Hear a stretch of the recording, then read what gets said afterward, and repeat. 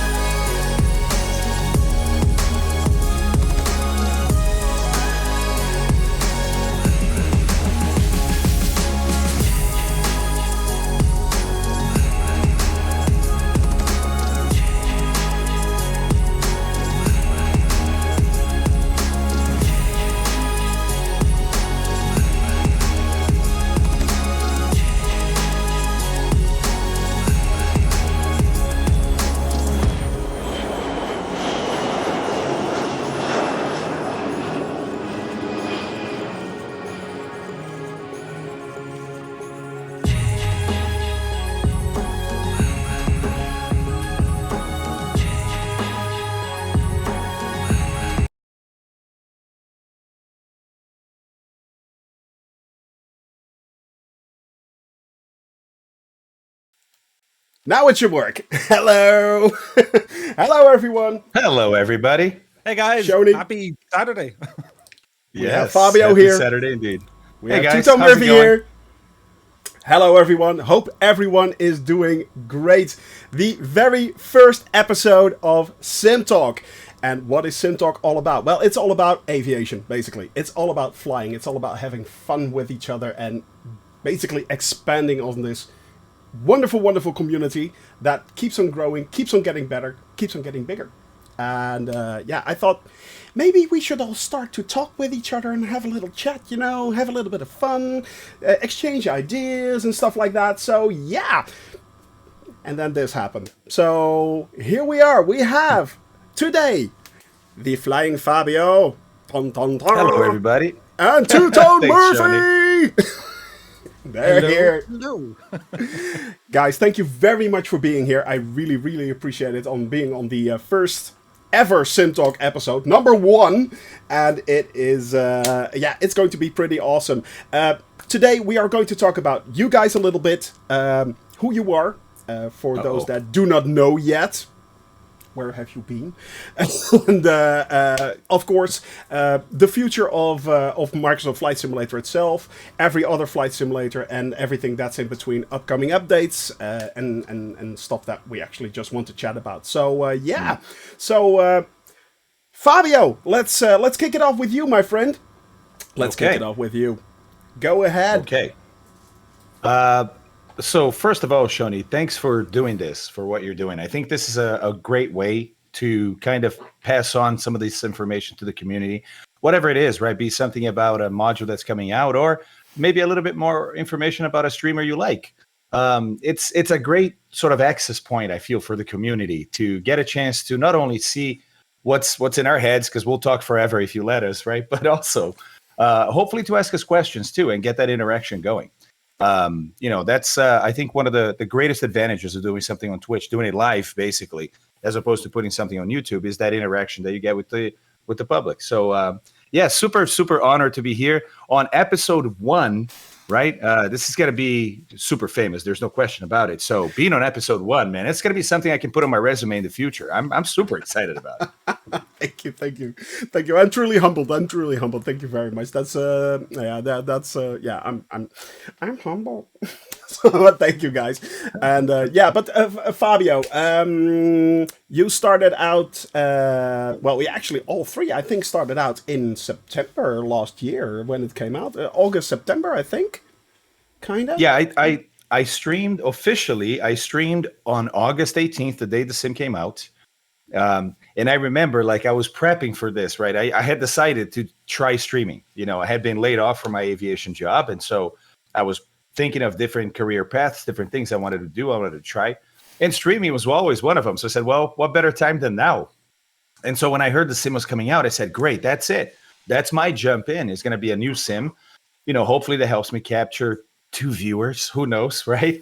And I remember being upset at the people that had access to it early. I was like, wait, what? I have this whole plan. I'm going to stream, and now people are streaming ahead of me? What? Yeah, TwoTone. Yeah. I'm saying nothing. So the sim came out August 18th. I started streaming that day. But I actually only streamed that day and then didn't go back to streaming until September. So yeah, I would say my channel really started in September when I decided to give it a real go. And yeah, fast forward however many months that is, 10 months, maybe, I don't know. And here we are.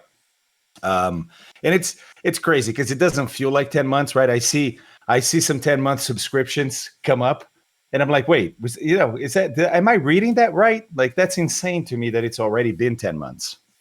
It's so weird, isn't it? It is so weird. Yeah. It is so weird. Yeah, I mean, time has flown by like crazy. Okay, pun intended, but yeah, it's like it's insane how quickly this has gone. It's like, wow. It truly is, including the pun, but time flies when you're having fun, right? And it is true.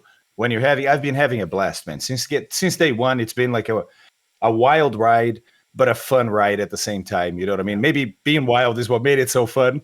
But it's been crazy. It's really been crazy. And I think you can say the same for your channels too. Yeah.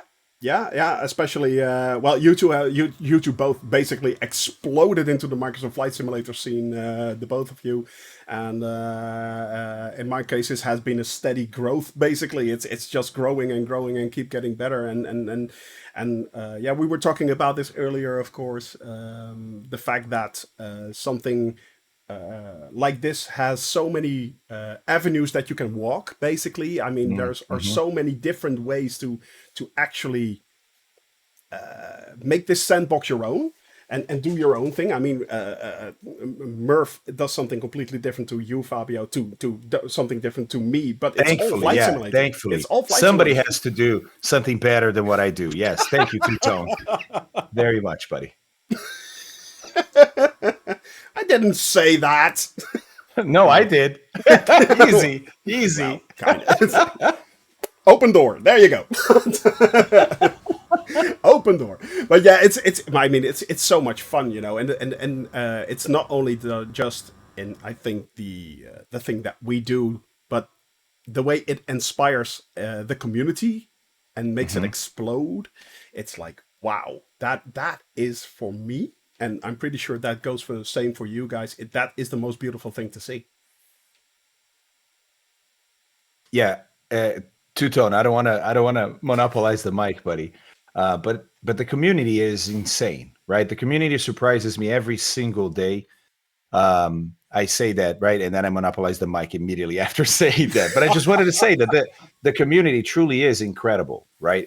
I've never seen it. Look, I'm 45 years old. I've been around for a little bit. You're I've been young. online. Yeah, well, but it does give me a good idea of what communities online are, right? Because like most of us, I started gaming when I was really young, and yeah, I've never seen a community even close to the community we have here. And you know, obviously, not talking just about my channel. I'm talking about Shoney's channel, Two-Tone's channel, and B-Min's channel. There's a bunch of Yeah, really amazing people out there. yeah, yeah, Um, and it shocks me every day because there's so much bad in the world today. You know, news is pretty much just highlighting all the bad stuff that happens everywhere. You kind of get used to that, and you're like, oh man, this is hopeless. So it's exactly. amazing to see positivity over positivity over positivity like this every single day. It's Yeah, crazy. yeah, definitely keep the good vibes going. Basically, Yes, yes. keep the good vibes going. Two tone, man, or Murph, Murph, baby. It's talk a little bit about yourself, man. Talk a little bit about yourself. Well, hello everyone, and Shoni, thank you very, very much indeed, my dude, for Quite inviting me on. This is a unique perspective for me because, well, I get to do what you do, and it's easy. But now it's like, people are going to listen to what I say now. But no, I think dun, it's just dun. I think it's just to echo pretty much what Fabio was saying. Like it's an Yeah, amazing community. Like, you know, cast time back a warm summer's eve back in 2020, sometime around August, and I was on holiday with Mrs. Two-Tone and Two-Tone Jr. in Donegal, and I had since sent emails to every at Microsoft.com address you could possibly think of, saying, hello, how are you? Listen, I have a great idea. I'm uniquely Irish, therefore I think, wouldn't it be just marvelous? Could it give us the same, will you? And luckily I got it. So I got an email awesome. on the 14th of August to say, hey man, yeah, look, that's all good to go. And I was like, we were on holidays. I was like, I need to go home immediately. Something is important. And they were like, what? Legged it home. It took like all night to install the sim. Installed it, and I was just like, because you know, I was aware what it looked like. I was lucky enough to be on the alpha team, and did a bit of messing, and then a beta and whatever. And yeah, so I hit the little go live button on the 15th of August, and I was like, very kind of rigid and regimental, saying hello and welcome to this live stream. But yeah, since then, it's just been incredible. And I think the biggest thing that I won't say keeps you going, because it's the momentum behind a stream and behind a community. It doesn't stop. It just gets bigger. But it's the inclusion of other communities, and for me that's huge, because you know, I didn't look at live streaming to say I'm going to be the next. You know, look at me. Everyone, look, come see how good I look. You know, it was Yeah, more to do with can we get a community of people talking together? Because great things are done with great numbers. And it's absolutely happened, with yourself, Shoney, with Fabio. He mentioned B Mint. Even in our own side, we have the likes of Alison Johnson, we've Colonel Fork, we've loads of different people now live streaming. And it's incredible, because before, perhaps they were probably thinking, they don't want to maybe make the move because they don't know how they would be received. But look at the reception we have. Like, it's people help people. It's just fantastic. It is. Sorry, for contractual reasons, I have to make sure this shows up well when I drink it. It quenches my thirst so much. Red Bull is amazing. You're getting wings. I really need to talk with some coffee labels. I really need to talk with some coffee labels here. I was about to drink. I'm not going to drink. I'll just be spraying it over my keyboard. That's not going to happen. Okay.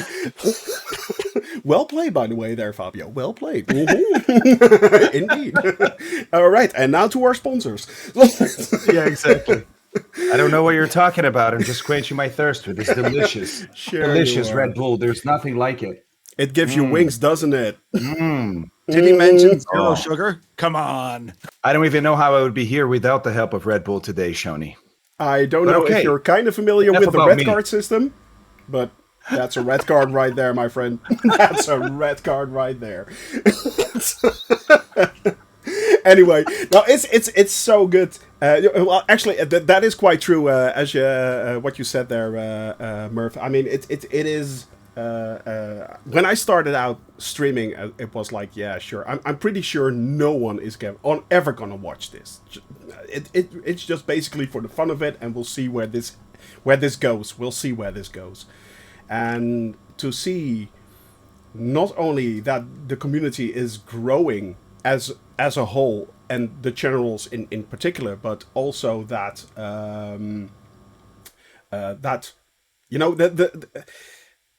it just keeps bringing forth positivity in so many cool ways. I mean, if you look at, for instance, the CDL races that are now going on for charity, I mean, I think that's awesome. That not only this platform is used for everyone's benefit and mental benefit, even in times of distress like this.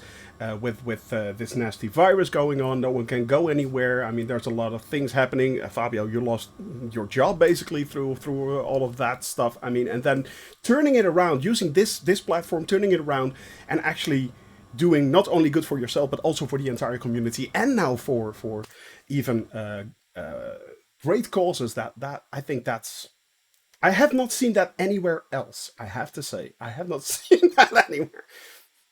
And Fabio is gone. Sorry we lost Fabio.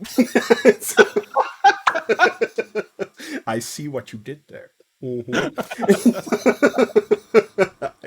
Fabio is sus. But honestly, you know what I just thought about, Shoney? I'm like, man, I'm an idiot, right? We're talking such nice things about the community, and here I am being a clown like I always am. But you know what? I realize that what attracts people to our channels is exactly that, right? Is the fact that we can merge some conversations, can be educational, can be philosophical, with some entertainment. Because ultimately, I think life is more fun that way, even with your friends, right? You hang out with people that kind of make you laugh, even if you can have a serious conversation and then go back to joking after, that kind of thing. Because I was trying to justify in my head, I'm like, okay, how can I justify being a clown halfway through this show?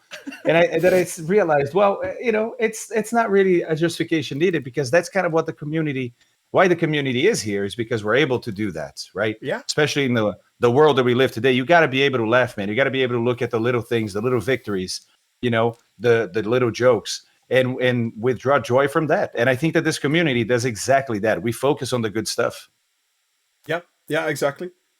If you look very closely, there's still a line on my head. I wear a wig on a Friday night, just to kind of, make things differently. And I challenge you all to a wig off someday. But there is still a line on my forehead from wearing a wig. And why, you might ask? It's, why not? And that's the thing. Like, I remember when Shoney first started streaming, like, here's a guy, hang on, wait, he's going to fly everywhere? Nah. And he's doing it. And then when I came across Fabio, Fabio gave us a raid on a Sunday. I was like, who's this guy? And then I looked at the channels like, I didn't know how to do that. And then like I watched the stream and I was like, information overload. This guy knows what he's talking about.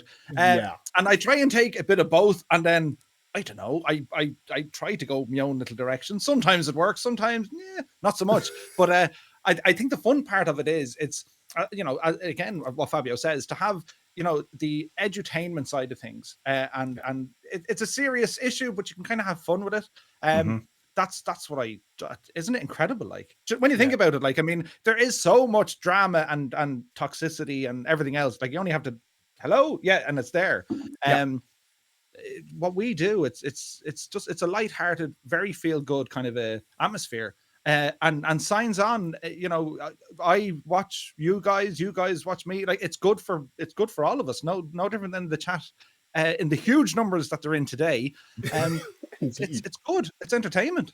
Yeah, it is. It truly is. And but the thing is, we're just at the start of it, and that's the beauty. Even we're just this is just getting started. It's only going to get bigger. I mean, there was of course always the flight sim community as a whole. I mean, let's face it, X-Plane 11 was there. It's a standard platform basically. Prepared is there. Flight Simulator X even at that time. But what were your thoughts when, for instance, when you first saw the announcement of Microsoft Flight Simulator? Where did you see it, and what were your first thoughts there? I'm going to start with Murph, because Fabio is going to chat for an hour. So, so Murph. You learn fast, Shoni. I can remember as if it was only yesterday. I was wearing a blue jumper. No, I remember it was at the end of, I think it was the Flight Sim Expo. It was after all the news we thought we were going to get. Such and such is coming out with a new airliner. There's more GA stuff. And, you can actually change how the cockpit panels look. And this, be it on X-Plane or P3D. And we were like, these sims are getting so close to, like, it's so real right now. And then this thing came out. And I don't know, like the last shot they had, the music is building, and next thing you have that 7.4, and the sun bounces off the wing. I think everyone had the same reaction, as in, ooh, your chin was on the ground going, what? It was just incredible. And when I saw that, I was like, this, and I think back then I would have leaned into, the top tiered content creators or influencers, Squirrel and Catstrader and Chewy, and these guys are going to know, and Frugal, these guys are going to know what's happening, lads. I need to know. And finger on the pulse. A couple of weeks or months later, they come back, and they're they were brought out to Seattle. They were shown what the thing can do, and to think we had such a hype of information, and they delivered the sim so fast after just announcing it. Like I don't know, like it. At the time, it was slow. It was like, oh, come on, give me the sim already. But when it came out, it's just remarkable. And yeah, people are always going to say, oh, it can't do this yet and it can't do that yet. Sure, you can focus on the negatives, but it's not. You're not going to feel any better about it. Focus on the positives. And it's just, there's more and more things to go, how and why did they do that? We were chatting very, very briefly about celestial navigation. Fabio mentioned this a couple of weeks ago, and I was like, I've heard of that before. I watched like Master and Commander for the first time only a few weeks ago, and I was like, hang on, he said something funny. It's called a sextant, but that measures, celestial navigation. And then Fabio says, I'm going to do that. I was like, yes, I'm going to learn it. And then me and Shoni were saying, you can actually do celestial navigation in this sim. I'm not aware of any other sim you can do that in. No. So there's so many positives about it. It's absolutely insane. Fabio, go. Yeah, anticlimactic, Shoni, because I don't remember exactly where I was when I first heard it, because I heard it before I watched that first trailer, right? I heard it was coming. It's like, whoa, what? Flights, as shocked as everybody else that Microsoft was getting back into the game. It's like, what? That makes no sense. And of course, my expectation was not very, very high at all. And then I watched the trailer. And I got to say, man, to this day, that trailer team at Asobo, man, listen, we have an amazing looking game, but they work miracles. Their trailers are masterfully done. From the music and everything. Is exactly. Like, that's what I was going to say. It's the whole experience, right? It gives you a certain feeling. It gives you a certain emotion. They do an amazing job making trailers for the game. And so I remember watching the trailer, and not I honestly, I didn't believe it, right? It's like, no way. They can't. I mean, maybe at 5 frames per second, right? There's no way that Microsoft is going to pull this off. Not with what they're showing me. And then, like TwoTone said, they brought a bunch of these content creators to Seattle, right? And they played what was probably an alpha of the game then, and a lot of them came out really impressed, right? And saying like, yeah, it kind of looks like the trailer. And then you're like, wait, what? How, you know? And I think we all share this feeling that today, even today, there's some instances still that I'm playing the game. I look around and I go, how did they pull this off? Like, how can current hardware do this compared to everything else we've had so far, right? Because I mean, you tend to assume that the stuff that's out there now is sort of the leading edge stuff. That's what you can't do. You can't do any better than this. If you could, you would have done it, right? And then here comes a Sobo saying, hey, here's how you leverage hardware. I've been really, really impressed with the team. And obviously, it's not just the graphical prowess of the team, right? The how they've stayed engaged with the game since release, the amount of updates we've had, even if they broke some stuff with some of the, especially the earlier updates. But you can tell how committed they are to the game, which I think is, you can't ask for more, right? To have an amazing platform like we have now, and a studio full on ready to keep developing this for the next, few years that hopefully we're going to be using this sim. So yeah, man, it's a pleasure, really. It's a pleasure and a privilege to be able to be a part of something like this, because typically you would have somebody sitting here giving you an experience of some amazing release that happened, and then after the initial year kind of thing, the developer disconnected, and that's how the game is now. But hey, wait, there's some modders and they're modifying some stuff, and so the game kind of keeps going. No, instead we have an entire studio, and behind them a company like Microsoft saying, oh yeah, no, this not only is a money maker, but it's popular, it's going to the Xbox. I think it's gonna explode. I really think once it hits Xbox, nobody's gonna be able to stop it. Yeah, I think so too. I remember when I first saw it was like on the Xbox Game Expo in, I think, January of last year or February. It was, and they were announcing things like all the AAA titles like Halo and stuff like that. And there was like this 30-second teaser of Microsoft Flight Simulator, and everyone was all the sites were going like, oh, Halo is going to be the big thing, and I was going like, yeah, but there's a 30-second teaser of Microsoft Flight Simulator, which they have not done for 15 years. Hello? It's like, and only the Flight Simulator community started to explode, and they were like, no, this can't be real. But and then exactly what you said, the in-game footage that actually looked exactly like they basically used in-game footage for the trailers. That there's no difference between that. That's just what it is. And I was like, no, this can't be right. This can't be true. And that's immediately when I started thinking, well, if we can do that, we can do VFR. And if we can do VFR, could we actually fly around, see everything, do everything, go everywhere? Well, yeah, that's when I went like, maybe there's something here. Maybe there is something here. Let's pick this up again, because I hadn't touched a flight simulator in like 10, 12 years. So I was like, I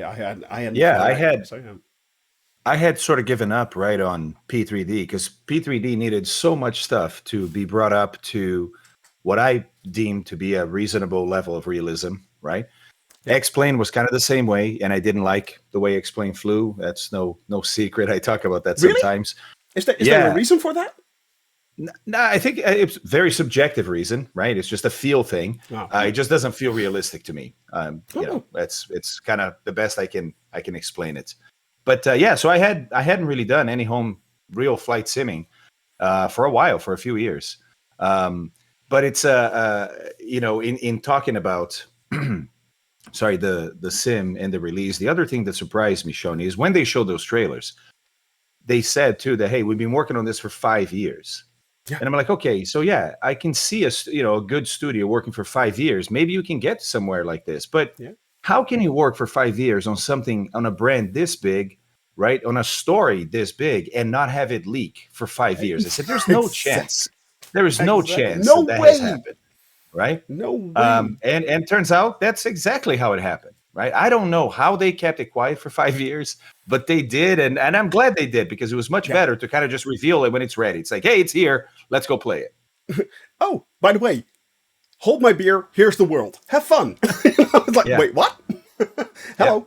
Yeah, it was actually like that. It is, and exactly what I think actually is the reason why it just stayed under the radar, because no one was expecting actually the release of a new Microsoft Flight Simulator. Everyone had written off Microsoft Flight Simulator. It was gone. It was out of the door. That was it. And no one expected it. So working behind the scenes, they really had the advantage with that. So yeah, I think, Maybe that's what happened. Maybe they did. Or the whole Asobo team was telling everybody they would hear, and everybody's like, "What? A new Microsoft? Get out of here! No. Nobody believed them. Nobody believed them. That's probably what happened." Well, I think it's fascinating to see, like, when you look at where FSX came to, and like I remember, like I had Flight Sim 95, 98, I had all the flight sims over the years, and like FSX for me, the transition was there was like a third party mod to make the thing work in DirectX 10. You know, and that was a game changer, because you just ran out of VRAM. It was like, you know, I'm about to do my first ever long flight, and seconds before you land, out of memory. You know, always happens. But then when you saw P3D come out, it was like, okay, this is interesting, but like the cost of entering this sim it's up there. And then for me, I jumped into X-Plane. I was like, okay, I'll give it a try. And that was X-Plane, X-Plane 10. And like the UI was just like, what is this? It's like a calculator. Okay, type in 80085 upside down. You know, you just couldn't do it. And then X-Plane 11 came out, and I was watching that, and I was like, this is class. Look how simple they've made it. That's where I want to fly. That's the plane, and let's do it. And because they were the first ones to kind of, you know, simplify what was happening, you didn't really notice that the graphics were, at the time, were kind of Minecraft now in comparison.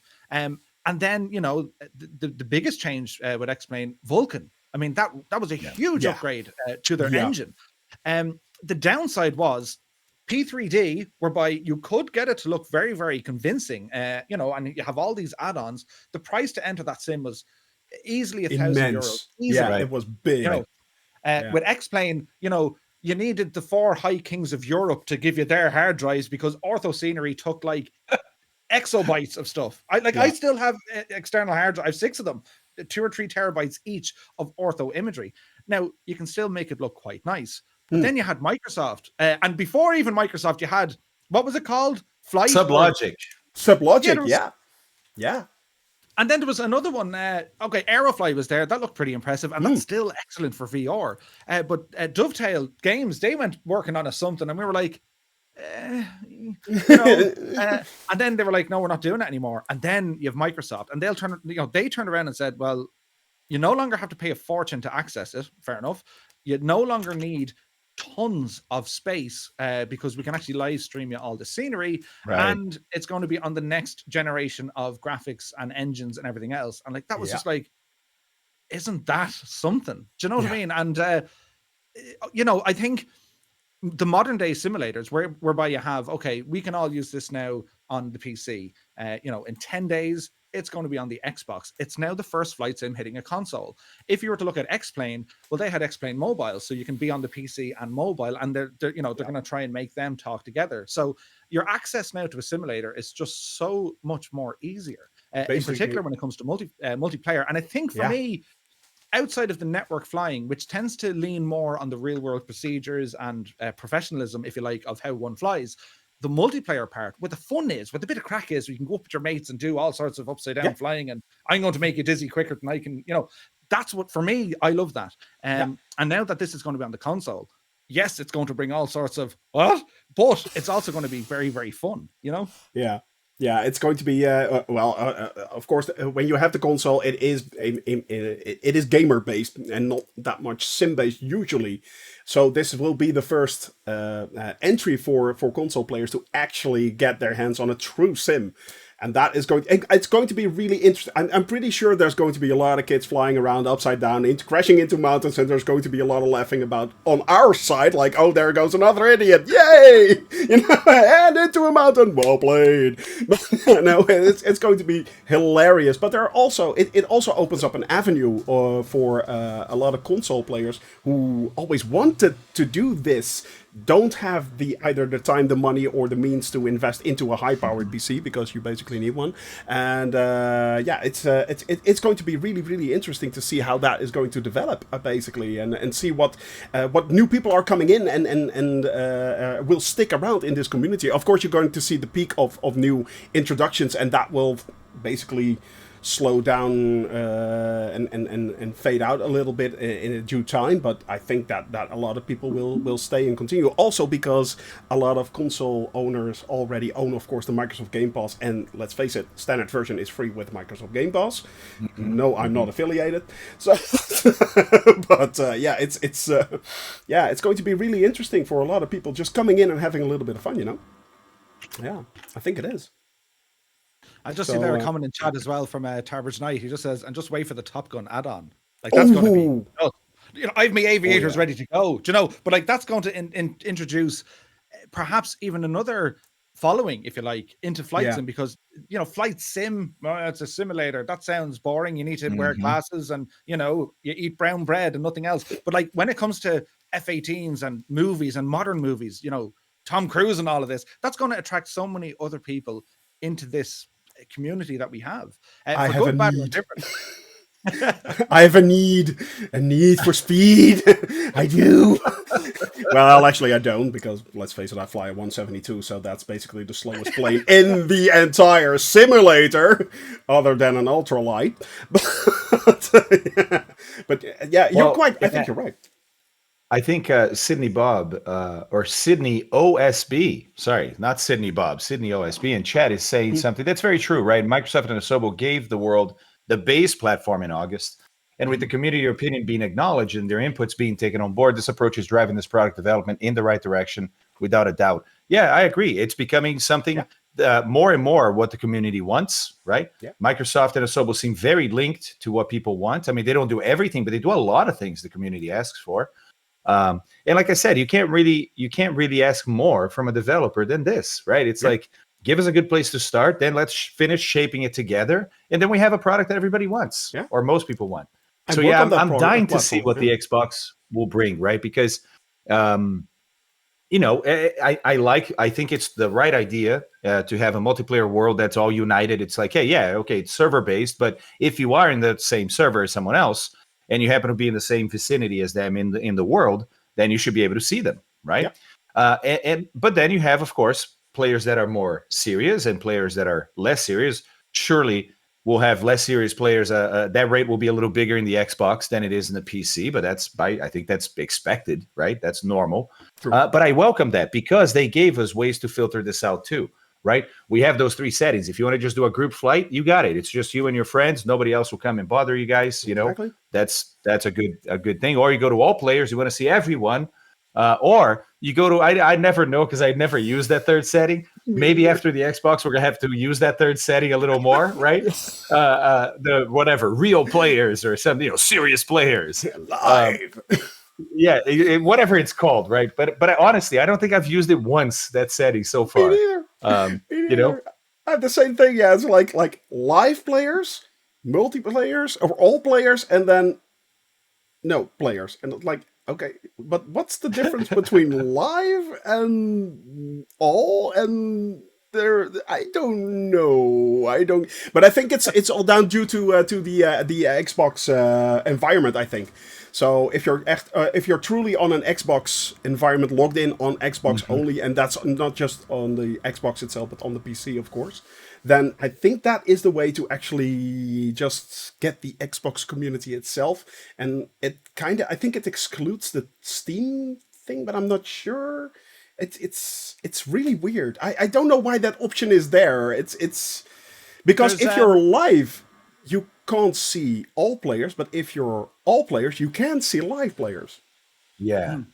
So like with the 3 settings that you currently have in the sim, and with the next update people are going to get, you know, the devs have said that, you know, they got to concentrate on the inclusion, if you like, of the Xbox side and consoles in particular. And there's going to be kind of location settings there that you have, but from the PC users, you know, I looked into this months ago, because for whatever reason, a whole load of people showed up and they started following me, follow me, and we all went flying.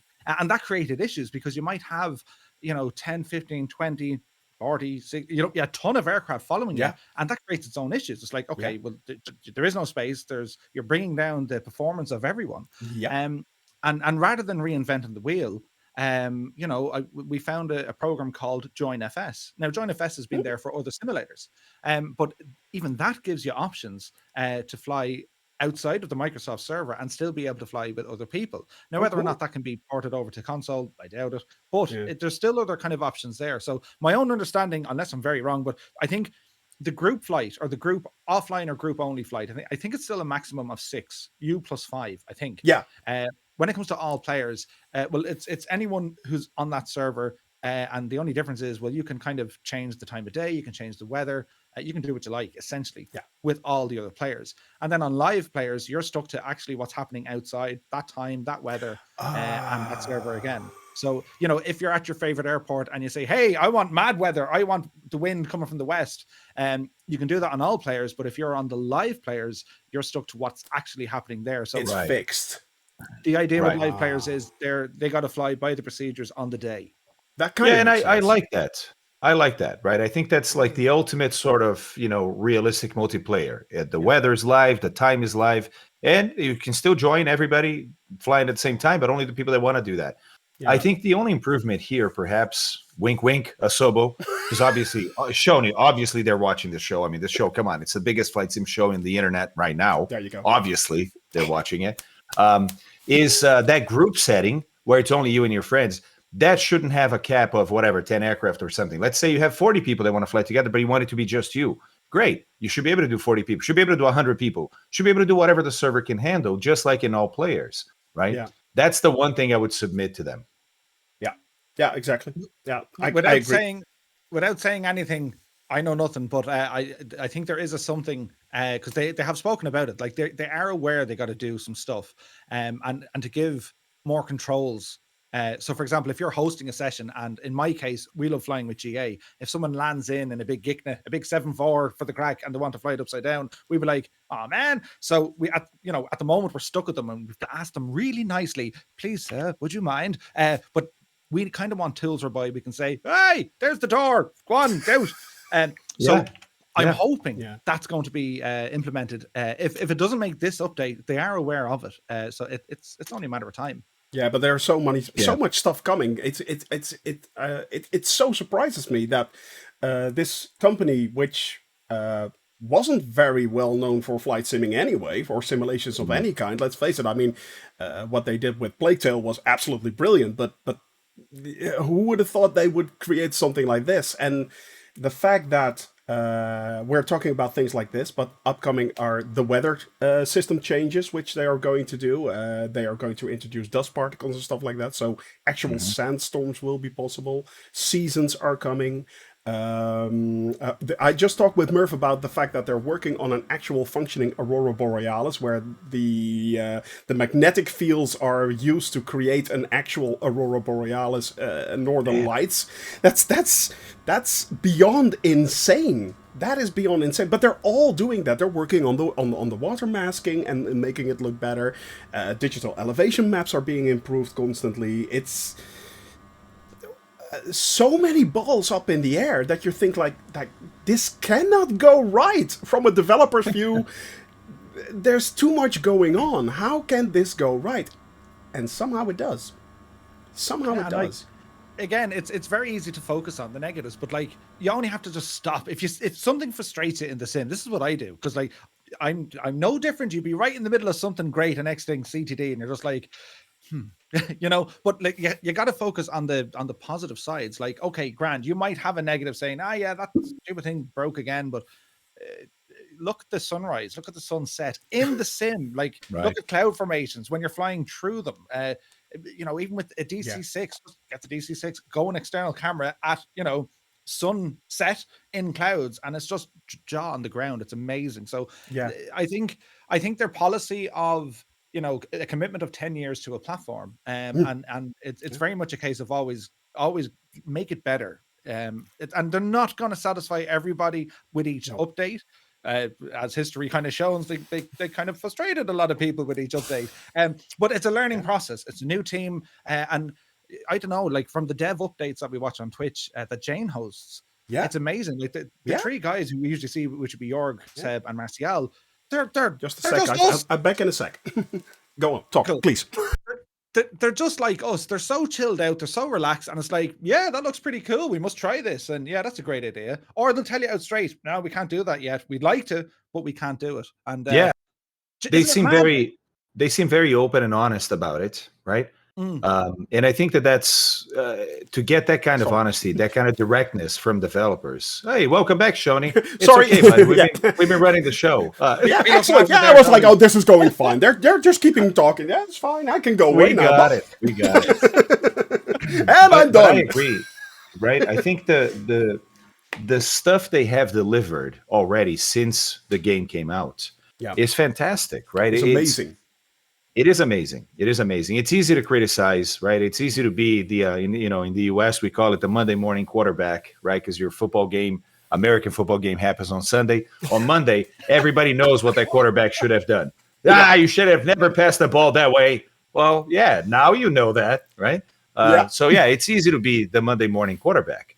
But I am always impressed, and it's not just what we see, right? I hear from developers. I talk to some developers, and once in a while you talk about, hey, so how is it working with Asobo?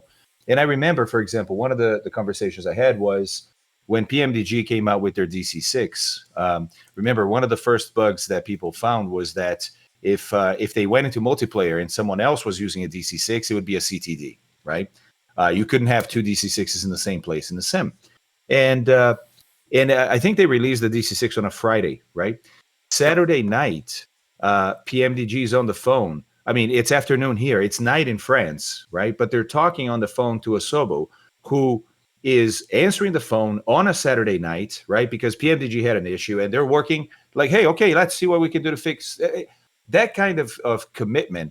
It has nothing to do with how much you pay somebody, right? It has nothing to do with the expectations. That to me is the passion those people have for this game, right? Exactly. They don't have to answer that phone on a Saturday night. They know that they can easily say, oh man, I was out, I didn't even see it, whatever. No, they're going out of their way to do it because they know that's important for the sim, right? They know that it's going to be crucial these early days, supporting these early developers that are really going to make the sim explode. So that's the other thing is I think it's a team that they get it, they get what they need to do, and they're glad to do it because they're passionate about the product. Yeah, that is. I can only agree, and it's the fact that they actually they never created anything like this before. It was all just basically games, and this is something so different. But the way they not only are committed to this platform, to this simulator, which is amazing on its own. I mean, it is already amazing. Even if they wouldn't do anything else to this simulation, it would already be brilliant. Let's face it. But the fact they got those jackets, did you see that all the devs got those Microsoft Flight Simulator jackets, right? Again, a lot of people want them, right? It's cool merch, etc. But I mean, for the team, like they're proud of what they've done. Exactly. Right? You don't have to do stuff like that for a team that doesn't care. A team that's just working on whatever the next game is. Yeah, sure. Yeah, maybe I'll wear a t-shirt. No, like you can see they love wearing those jackets, right? They love being a part of it. They're proud of it. It's a matter of pride, these things. And to be honest, on the one hand, I really want one of those jackets, but how cool would it be if only Asobo would have them?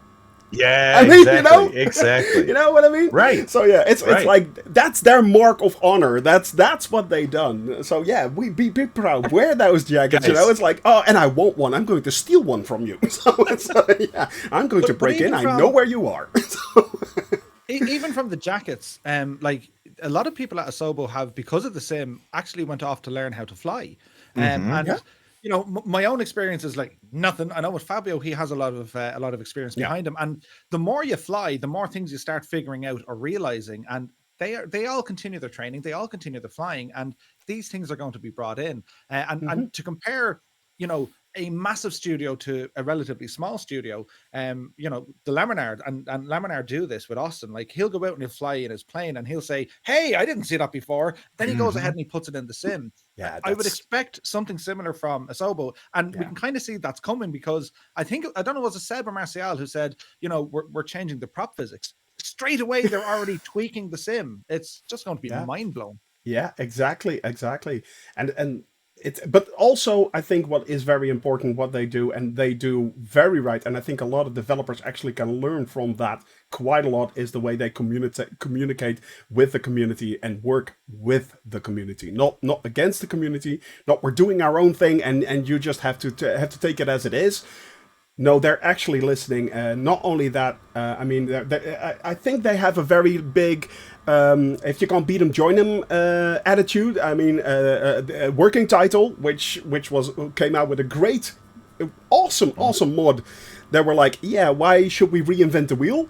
Let's take them, shall we? It's like, yeah, let's do that. And the same thing holds true, for instance, for of course, fly-by-wire, which these guys have done an amazing job with the A320 so far. And the fact that they incorporated that, the helicopters which are now coming, which I'm sure is going to be a partnership as well. I'm pretty sure it is. I mean, helicopters are, of course, flying around already without even supporting it, and they are so enthusiastic about it. So yeah, and also the communication on the forums and the developer updates constantly, and the Q&As that they're doing. It's I mean, I've never seen anything on this scale before. I've seen a lot of developers and a lot of people doing it right, but nothing like this. Nothing like this. Yeah. This is wow. I gotta tell you that my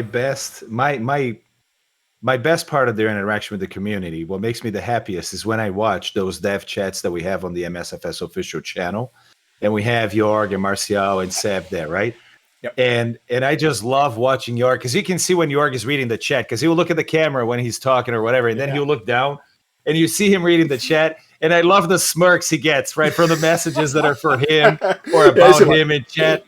And he just starts laughing, and I go, "Yeah, this is great, dude. This is I can't ask for more. This is it." Yeah, exactly. And not only that, I love Sebastian when he goes off. It's like he can talk about trees for hours on end. Yes. It's like it's like you're talking about. I am glad you asked. Okay, so let's talk about the internal structure of the tree inside the object. Exactly that. Exactly. And I'm going like, yes, my friend, speak to us. Yes, preach. By the way, guys, I don't know if you're aware, but we have to tone it down a little bit. Citizen logged in and said, "Hey, this is way too much positive energy after just waking up. Lame. Sorry. I'll probably have a nice day now." Sorry, Citizen. I'm truly sorry. We'll Hang on, I'll bring it down. Hang on, I know how to bring it down. Generic models and Captain Sim. Discuss.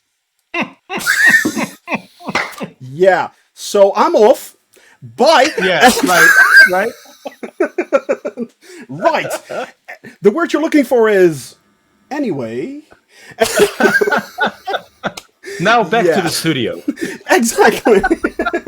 And here is another message from our sponsor.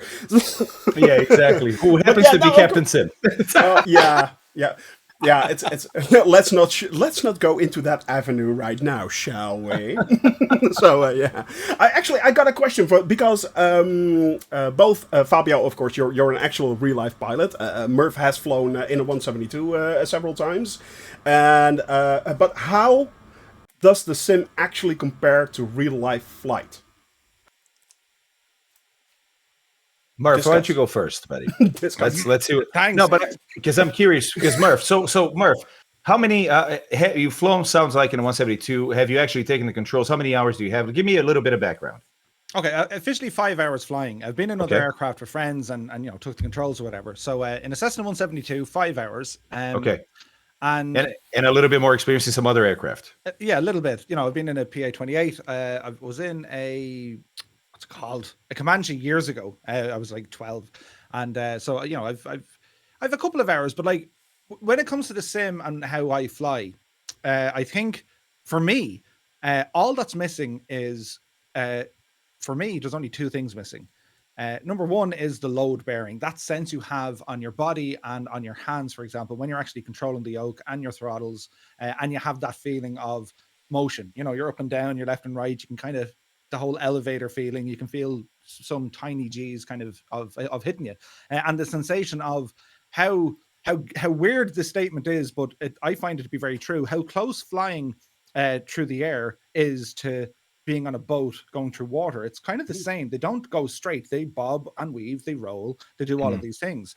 And when load bearing comes into it, when you're pulling back on a yoke, when you're flying, you feel that pressure on your hand. And when it's a matter then of trimming it, that sensation of the feeling you feel through the yoke when you correctly trim the aircraft, it's so much more easier than just watching the screen, making sure the horizon and your vertical speed has landed where you want it to land.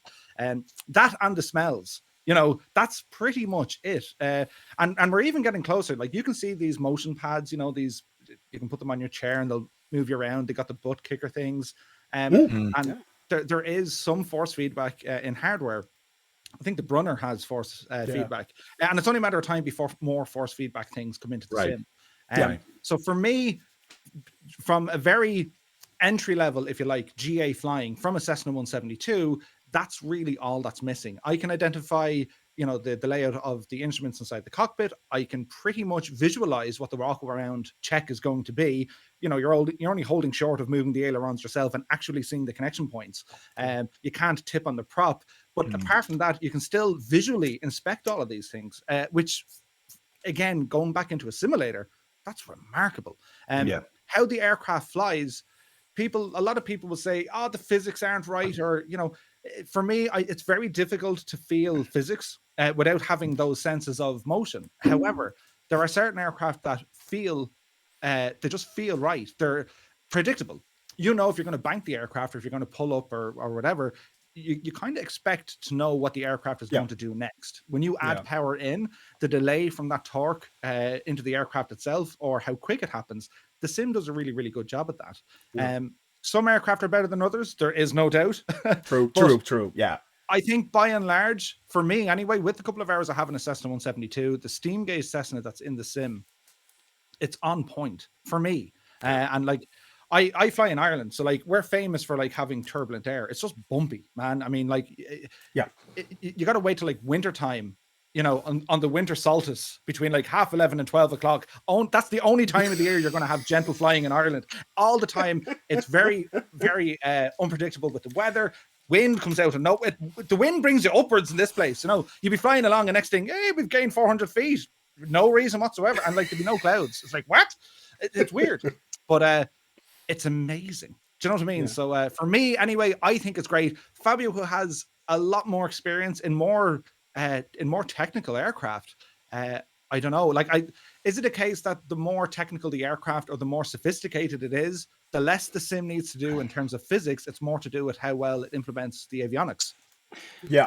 So good question, TwoTone, and good topic to talk about, right? So I'll start by saying something that I heard when I started a flight safety. One of the first guys I met was the vice president of ops.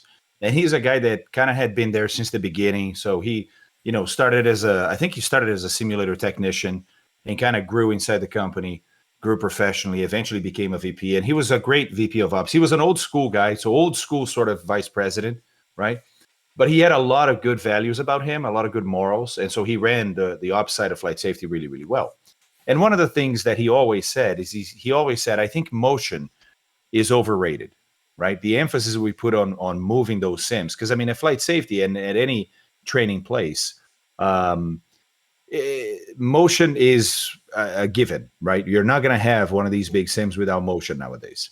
And it does add to some parts of the training, but I think that what you have to focus on is that some parts of the training. So yeah, there's probably about 20% of what we do in that sim that can really benefit from emotion, right? From fooling your brain. So for example, it's simple stuff, but it's stuff that increases the realism. Like for example, when we go to take off in a full motion sim, you're sitting in the sim inside, right? So you're closed off. You can't see the outside world.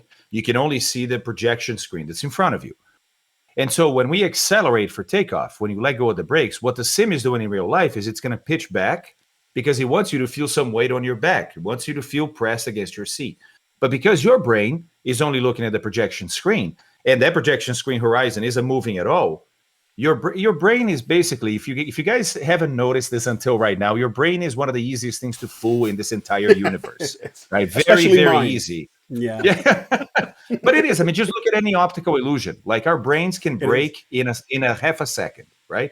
So the moment you do that, the moment that you keep the horizon the same, but you introduce a force towards the back of the seat, your brain says, "Oh, we're accelerating down the runway," right? So yeah, there are parts of training where motion is, I would say, very, very important. But it is only about 20% of what we do. Everything else that we do doesn't really improve any, or doesn't, it's not a better training event because of motion, right? So the fact that we don't have motion in our sims, to me, doesn't mean much. It definitely, okay, if you're doing this or that maneuver, sure, you could benefit from heavy motion, but everything else translates much closer than you think, because those other things don't really need motion for you to get the same training sort of benefit, right?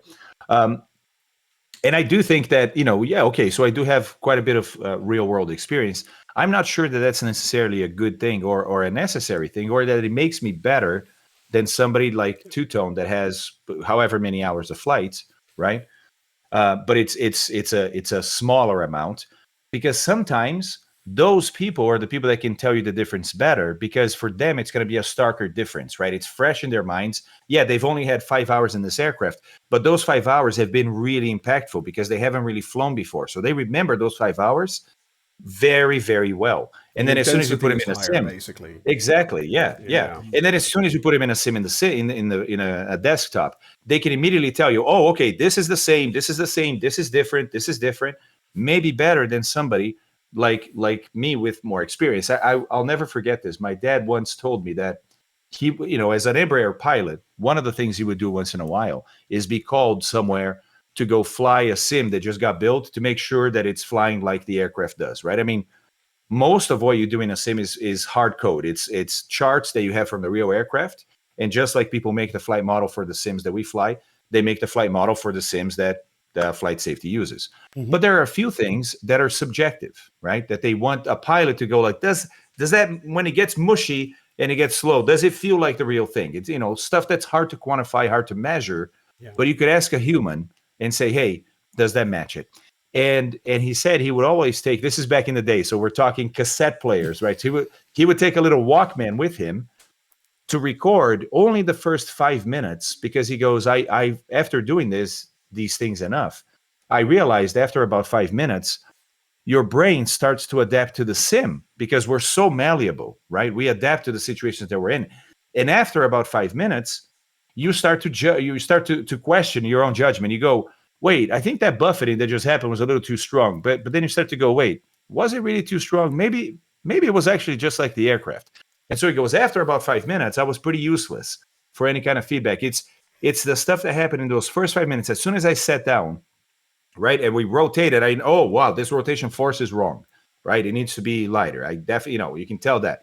And then after a while, you start to adapt and you start to go, maybe I'm being a little too judgmental. Maybe it's actually closer.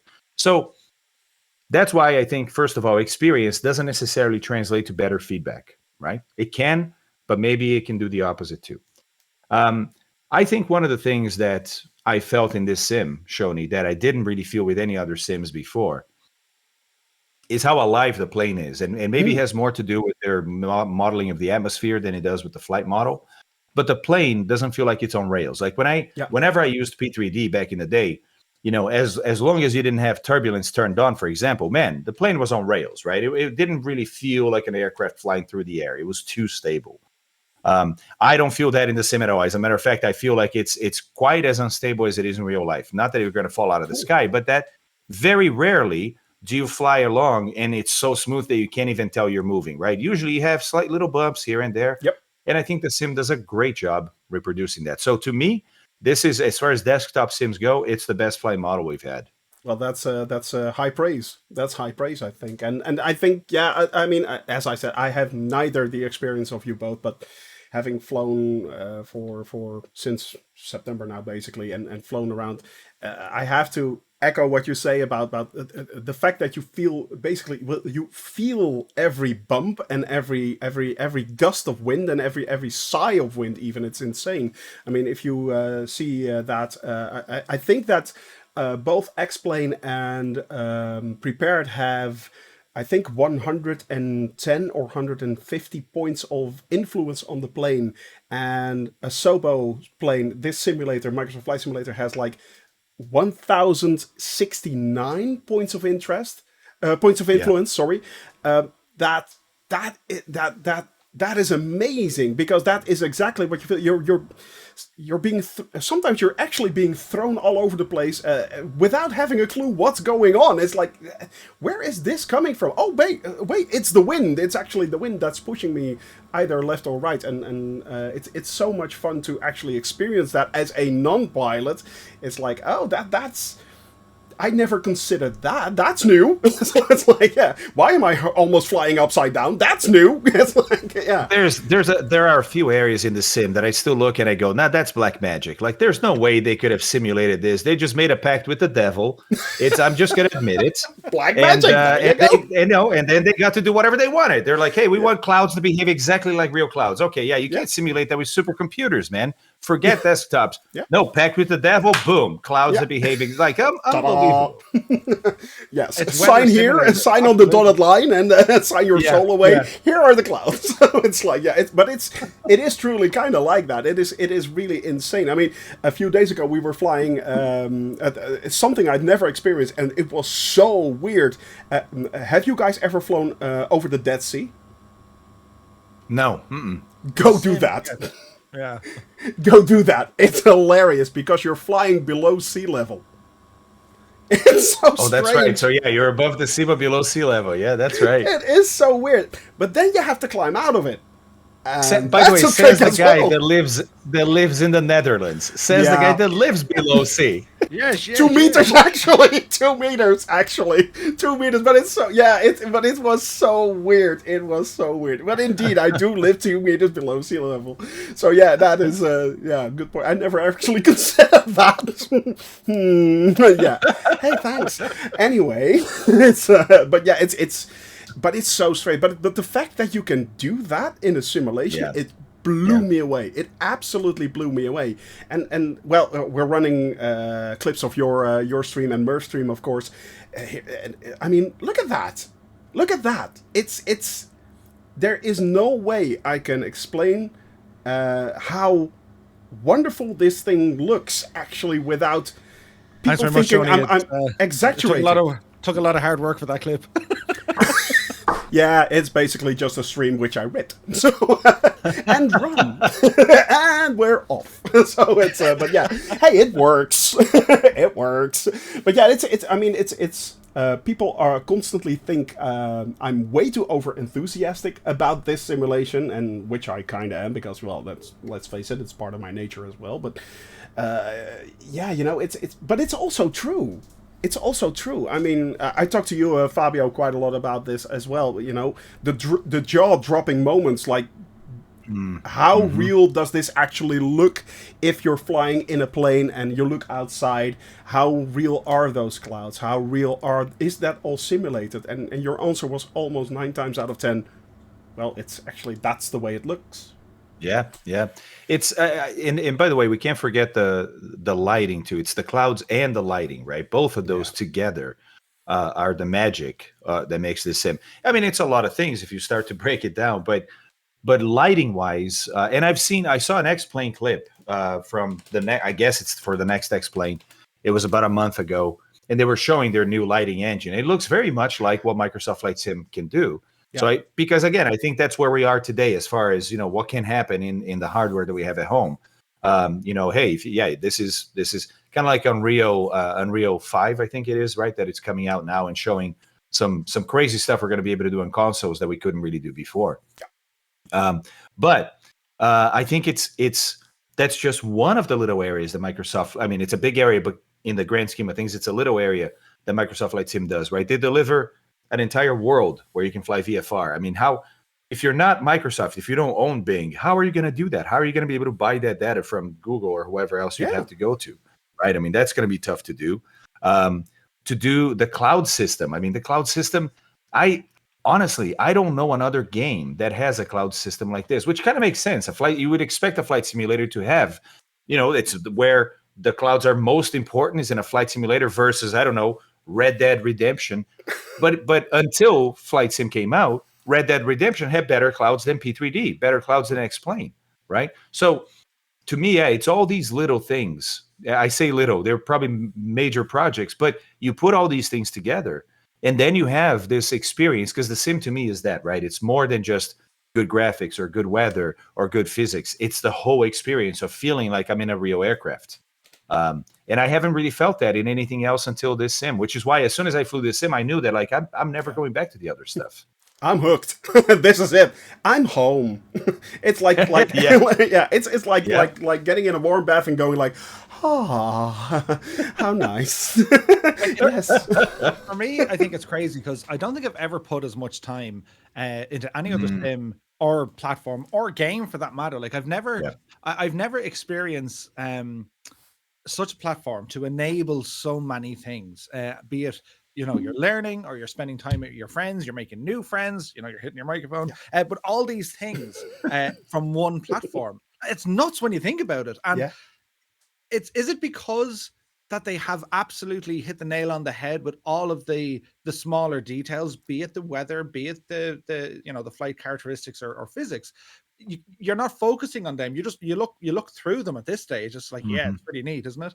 And does that then create an environment that people are just happier to use it and they can focus on the other things? Because like when you're flying, it's like the very first Discovery flight I had, the first 20 minutes was like, oh my, like, your hand is on the yoke giving it socks. And like, my pilot was like, calm it down, Murph, like allow the thing to fly, will you? I was like, all right, okay. And after about 20, like I was jaded, my arm was hanging off. And, the next couple of flights, then it was no longer about holding the yoke for dear life. It was like, no, I got to get over here and I got to make sure I'm at this level or this altitude. And then after that, I was more focused on the weather. I was focused on, if something happens, what do I do? So it's amazing how your priorities, if you like, shift once you become comfortable with something. In our case, I think it's definitely the engine, the graphics, the lighting. And where does it go after this? Do you know? It's incredible. It's and we're just at the start of it. I mean, what I still don't get, and sometimes and what I sometimes just realize is this isn't even a year old. This isn't even a year old. This is just 9 months, guys. It's 9. Come on, it's like insane. What is next? Well, next is Sim Update 5. That's right. Better performance, right? which I have to say, right? It's amazing to me that we're already having this sort of performance jump because let's be honest, I think the sim, for what it does, for how it looks, it works really well on current hardware. Really well, right? P3D, X-Plane, they can't even get close to this kind of visuals and sport the same performance. So the fact that we're going to have the performance increase that we all expect, well, been hearing about, that's another insane sort of milestone to me. It's like, man, if I were that team, I would never be looking at performance. I'd be looking at other things first. And maybe performance is like 3 years down the road. No, they already, and it's not only like a performance upgrade. From what I understand, they rewrote a lot of the core of the sim now that they have a lot of data, right, on how people use it, how the hardware is handling it. They're rewriting some really, really foundational stuff, which again communicates the sort of commitment this team has to the sim. It's remarkable. I've never been in a situation of using a game, right? I even feel bad saying a game, and having this kind of support from a developer. Yeah, it's amazing what they've done, and without the use of DirectX 12, which amazed me. I mean, I was like going like they have to use DirectX 12 just to up the performance. That's the only way to actually do it. And then they showed, well, basically that. So it was like, no, that can't be right. This can't be right. Sebastian, what did you do? What did you do? Come on, confess. What did you do? You're using black magic. We know that, but what spell is that? What spell did you use to do that? Exactly. It's amazing. Yeah. I think when it comes to DirectX 12, I think there's a lot of people who will say, I'm going to have the best looking graphics now because I have DX12. That's not necessarily true. Right. I think what DX12 will eventually bring to the sim is similar to what Vulkan did with Laminar for X-Plane. It increases the height of the ceiling, if you like, of how much stuff they can get the sim to process without losing all that performance. So when they talk about here's optimizations, and that's what the next sim update is going to have, it's an optimization pack for the sim. It's going to reduce the CPU usage, and they're going to divert more of that over to your GPU. Exactly. I think by having a DirectX 12 in there, yes, it's definitely going to hit it. But we're not really going to see the benefits of DX12 yet. We don't need it, to be perfectly honest, because they're not putting more coding into the sim that fast. And okay, this might come when they bring in, maybe more physics when it comes to helicopter flying. It might come in if they're whoever started the bring back trains. Yes, what? But that's where all of that comes into it. Do you know what I mean? And I think for us, any sort of optimization we can get, and like there's two players in this market. You have Nvidia and you have AMD. My experience right now, just from my little corner of the world, is Nvidia are doing really well here. Either they have better support or they just have better hardware and software. I think AMD, a lot of people suffer issues there. I'm hoping this update does something for AMD to get them back into the game. Right. True. But either way, they had this is the first optimization pack. The sim isn't a year old yet, and this is the first optimization pack. Do you know what I mean? And to expand further on that, they're talking about streaming services. They're talking about you can put this thing on Xbox One eventually. Did somebody? I read this somewhere that Jorg was talking about this running on a mobile phone. Yeah. No, you're kidding. Did you guys hear this too, Chad? Did you hear this? Because I read this. Yeah, that's exactly. True? Yeah. Yep. Holy Chat's geez. confirming it. Wow. That's what they were talking about. xCloud. Yeah, of course. Yeah. Big ol', indeed, xCloud, of course. Yeah, xCloud gaming and basically via cloud gaming, via cloud gaming. Yeah, that's an option, of course. But I to be honest, I didn't expect that they would actually bring it to xCloud as well already. So yeah, it was. I heard it from Fabio. Okay. Well, that's what I was. That's what I was. Finger on the pulse. your battery breaks at work are about to get way longer. But yeah, no. And how will it perform, for instance, on the new Steam console they just released? Right. Wondering about that one. Is that going to work? But yeah, in theory, then it should. In theory, if they could get it to work on that. So yeah. Why not? If I could quickly go back to DirectX 12, I think just one more thing that I think is probably a reason or a why, right, for DX12 is future proofing, right? I mean, there's no question that they see this as their next platform for several years. That's going to support not only Asobo but Microsoft. I mean, I'll never forget this when I learned that the Microsoft CEO is discussing the Microsoft Flight Sim marketplace in investor calls, right? Which only tells me it is a high ticket item for them, which is phenomenal, right? Let's keep it that way. Yeah, keep making money on it, Microsoft, because that means you'll keep supporting it, right? But I mean so that kind of success to me means that they know, hey, this is going to be like Windows. There's not going to be a next version of Microsoft Flight Simulator. We'll just keep updating it. And so one of the things we need to do is get that foundation, to be whatever it needs to be at the time. And right now, I think that foundation needs to transfer to the DirectX 12. I guess what I'm trying to say is we may not reap most of the benefits of the X12 for another 2 to 4 years. Who knows? Yeah, and then we're going to start to see some stuff coming in because it is now able to be done. Yeah, but it's all part of future proofing, basically, for this simulation. That's what it is. It's all future proofing and making sure this platform stays has a very, very stable base, which they can simply constantly build on and improve on and expand on and you already. But the thing is, usually you see that after 3 to 4 to 5 years. That was the end of the clip. But it's usually, as I said, it's all. Sometimes it's just it happens usually 3 to 4 years after release. And in this case, it's actually it's immediately at the start already. Yeah. You see the long-term goals there, and that is, I think, very, very encouraging for what is to come. I mean, that is one of the reasons why I'm usually constantly saying is, I mean, don't get me wrong, I love X-Plane 11, I love Prepared, I love the communities that fly them and are very passionate about them and spend a lot of money on that as well.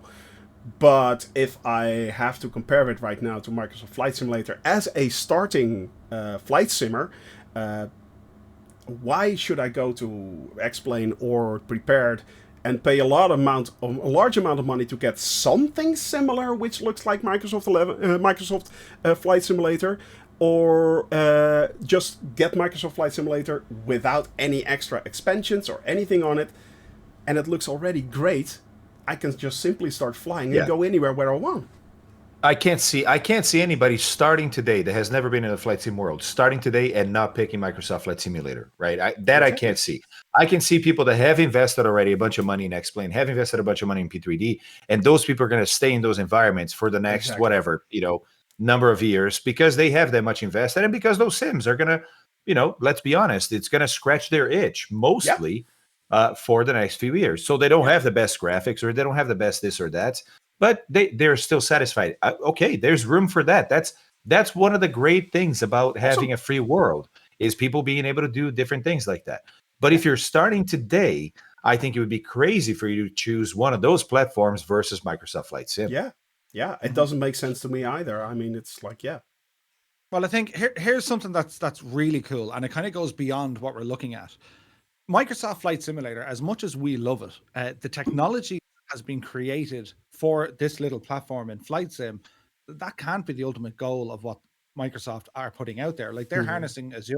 They're using all this, like, do you know what I mean? It's Skynet, basically. If Arnold shows up, we've had it, do we really need to invoke Arnold, Murph? Get down! Get down! Get to the chopper! Yeah, I'm pulling down the clouds! Yeah! Awesome! You guys are so great! What awesome. Have you done? Come on, Fabio, join in quick. You can do an accent of some sort. Get to the chopper. Get to the chopper. Now. It needs to happen now. Getting back to where we're going with world building. For example, we have photogrammetry in the sim. And what better way to show this new tech, which won't really work when you're on ground level. Like we all saw what Las Vegas looked like on day one of the sim. It was like, ooh, let's show it from the air. And I saw a clip there a couple of days ago. The guys over in Assetto Corsa, they're injecting photogrammetry into racetracks. So I think ultimately the technology behind this, and we've spoken about how good the weather is. Microsoft have harnessed now, I think, multiple programs out of this one concept. And it goes anywhere from, multiplayer to mobile use, how weather is depicted. Studios can now build simulators or, in fact, games if you want to by using every avenue, if you like, of what Microsoft can do. And I think that's super exciting because, yes, you can look at your Laminars and where P3D is. They might have options like this in the future. Like we know their studios, they could approach as someone and say, hey, look, we like what you've done here with the world building. We want to inject our sim into that world. And who knows where this goes for the AAA developers. If we're going to have AAA developers, maybe other game developers can use these products. It's like a new engine. Have you guys heard about when this was released in August and September, early September, that actually the developers of Euro Truck Simulator were talking with Asobo and Black Shark AI? Really? What? Yeah, there were talks between them. I'm not sure how that ever went or what. I don't think it went really anywhere because it went really quiet after that. But I heard that actually Euro Truck Simulator developers were actually talking with Asobo and with Black Shark AI to do whatever it is they wanted to do. But we all know what they want, of course. But yeah. I honestly, Shawnee, I think we're not too far from a future because think about Google Maps, right? So Google Maps was the first digital map out there. You can say MapQuest did it first, but I mean, I'm talking global, right? Mapping the entire world. I think Google Maps beat everybody to that punch. But it's proprietary. I mean, at first they allowed people to use it. Now they want to charge licenses because, of course, they're not stupid. But at the same time, it's been long enough that now we have efforts like, for example, OpenStreetMap, right? Which is, okay, it's not as rich as Google Maps or Bing Maps, but it's pretty damn good at what it does, right? Providing free data for a lot of what the world looks like. So I can see, going forward, nowadays, most of this photogrammetry data is proprietary to Google, proprietary to Microsoft.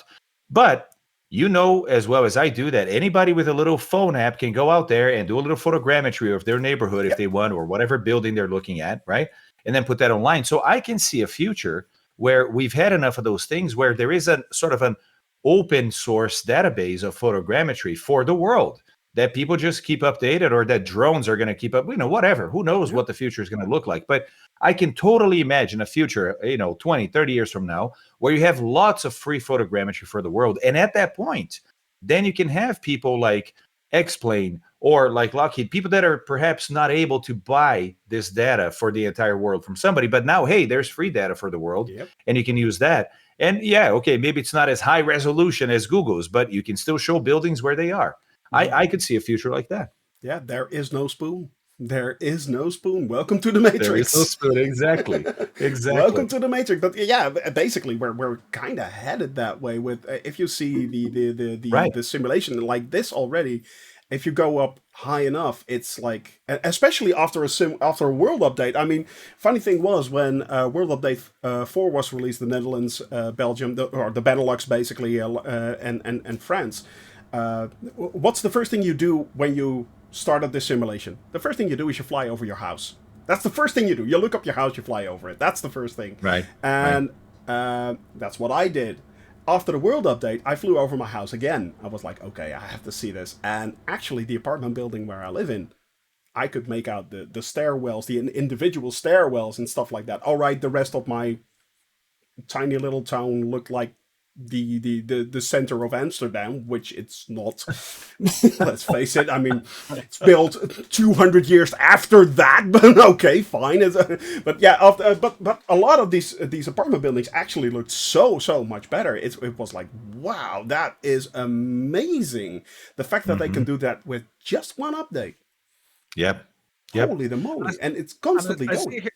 It is, and I see here from Airlock Doc, like we've spoken about this before. Could you imagine landing in Microsoft Flight Sim at an airport and then like getting into a truck or a car and continuing on in the same world at the same level of detail? Like, you won't go outside. That's it, lads. That's it. You'll never go outside again. Who needs holidays? Live indoors. Yeah, we laugh, right? But we're not that far from it. So I just saw. That's true. I haven't flown DCS in a few weeks, but I know that the I think it's the Marianas Island map came out for DCS, and it's a free map. So if you have DCS, you can just download that. And because it's a smaller island, they packed more detail into it, right? But I mean, guys have been showing it on YouTube. The typical your usual DCS streamers. And first of all, they're super impressed with the details, because at any point that you're flying over those islands, right, you can zoom in from the cockpit. You have pretty good camera control in DCS, and you zoom in and you can see not only like vehicles parked where they should be, buildings with details, but you can see like trash cans with trash in it, and dumpsters and like all this additional detail that we're not used to seeing when you do world building. Like we're used to seeing that in whatever FP or first person shooter they were playing that has a map built just for this level, but not for the world, right? And they're starting to say like, hey, with this kind of detail, DCS could start getting into what they call in the military sim world, boots on the ground, right? BOTG, boots on the ground, sort of. So now you are a soldier and you can be on the ground fighting, or you can be a pilot flying an F-18 up above, or a helicopter, or maybe you're going to be out on a ship at sea. But yeah, we're starting to get to the point where PCs can simulate this stuff at home. Yeah. And so to me, it's invariable that you're going to have a merging of these different styles of gameplay. Not always, but sometimes, because it makes for a much funner world, man. If you're flying a sim as a pilot, but there's other people driving trucks in that same sim. And so when you land, there's some guys waiting for that cargo, right? I mean, how amazing would that be? Yeah. Could you imagine you know, jumping out of a helicopter, taking the position, drive to the airport, get into a plane, land somewhere else, drive your truck to the farm, get into your farm simulator, and then go off and, you know, what?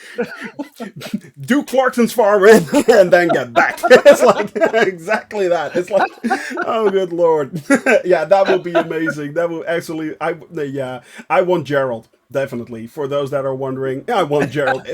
Go watch Clarkson Farm. It's hilarious. No, exactly. But it just keeps on growing. It's so Lambo DC Viper Lambo tractor confirmed. Exactly that. So yeah, but it's amazing how much more detail is coming to it, and I just can't fathom how they did this. I mean, and this is a year ago. I was pretty sure this was not possible. And let's face it. I mean, I've been playing games for 40 years. I've been in IT for a long time, so I know how the structures behind that work. Actually, I've worked for developers as well, for development companies and stuff like that. So it's like, you know, it's you know the limits of the possibility. You know the limits of what is possible, and this just blows that away. It's like, as I said, Asobo came along and was like, hold my beer, here's the world, have fun. You know, it's like, whoa, that is pretty amazing what they just did there. And I mean, and I'm thankful for them each and every single day. So yeah, guys, that is. Let's not forget, Dalmatian is reminding us, it would be a merge between Flight Simulator, Truck Simulator, Train Simulator, and Goat Simulator. Of course, you can't leave Goat Simulator out of any of these simulations. Bread Simulator as well. Bread Simulator. I want to walk around on this plane as a sandwich. Please make me do that. Asobo, please listen to me. I want to be a sandwich in the plane. That would be awesome. Lawnmower sim. Oh dear. Lawnmower sim. Fly over while people are mowing their lawns. How rustic do you want to have it? It's right there. I mean, it's amazing, but yeah, sky is basically the limit. Once again, it is. That's what Ford is saying in chat, right? Ford just said limitations are starting to fall away quickly in the gaming and simming industry, and that's true. So it's really hard to imagine where we're going to end up because the possibilities are becoming so much bigger every single day that goes by. Yeah, it is truly amazing, and I'm so glad that I found this, and I'm pretty sure you guys are as well. You know, I think it's enriched my life. I can say that easily. It has enriched my life to no end, and I'm no question. Yeah. And that's the thing. Like, it's this platform, this simulator, this exact simulator, Microsoft Flight Sim, has enabled. You know, from my own perspective, it's enabled me to be involved with a community of people. And we, you know, we share different communities. There's fantastic interactions and cross community kind of work. You know, we all kind of bunch in together, and that in itself, the opportunities that come from that, I never would have thought would have happened. You know, we talk about wow moments. I know Fabio has mentioned this before as well. It's such a humbling experience to think that when, you know, those three lads, when we hit the little go live button, at times, not all the time, or sometimes for the wrong reason, but at times we make an impact on people's lives. I mean, that's just what? You know what I mean? Like, it's amazing. Yeah. Wait, just to show how old I am, I'm reading chat, and Airlock just said, how about virtual vacations? You are the Sims. You drive to the airport, get on a plane, fly somewhere, have a vacation in VR, and we have Ready Player One. Or, if you're as old as I am, you have a movie called Total Recall, which brings us back to Arnold. Yeah! There he is again. Good quote. Yeah, movie. I like it. Yeah, go on, baby. Talk to me. Yeah. I had to walk out for 6 months. Yeah. It's totally worth it. Yeah. I'm the strongest man. What did I start, chat? Anyway, no, but it's moving on back to the studio and moving on exactly. No, but it is quite true. You know, it is quite true. I mean, and I want to. It can be impactful for some people, and even at times. I always said this, especially in times like these where we now live. It's having just a little bit of escapism for a few hours can help out a lot of people, but also myself. You know, I'm basically I'm doing this for me, and everyone that comes along on the ride is more than welcome.